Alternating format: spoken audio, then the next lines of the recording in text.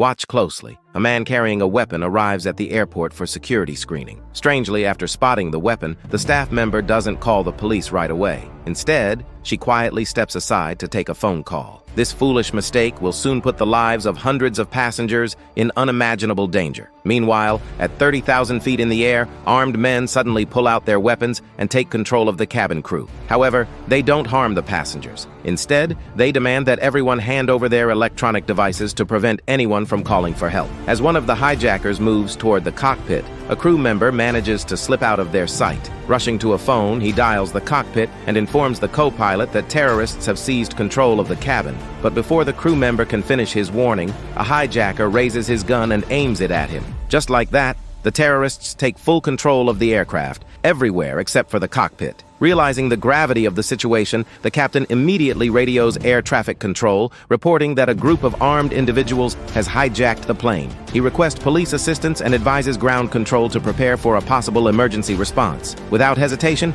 the captain alters the course, preparing for an emergency landing at the nearest airport. Seeing their plan unravel, the hijackers drag the head flight attendant to the cockpit door. They hand her the phone and order her to convince the captain to stop his emergency call and continue flying on the original route, or else they will start executing passengers. With the lives of over 100 people on the line, the head flight attendant has no choice but to comply. She dials the cockpit and relays the hijacker's demand. But the co-pilot refuses to negotiate. He states firmly that even if everyone on board dies, he will never open the cockpit door. Then, he hangs up. Realizing threats alone won't work, the hijackers change tactics. They order the head flight attendant to call again. This time, they demand to speak directly with the captain. If the door isn't opened immediately, they will execute the captain's girlfriend right in front of him. As the hijacker prepares to pull the trigger, the captain hesitates for a moment. With no other options left, he makes the difficult decision to open the cockpit door and surrender.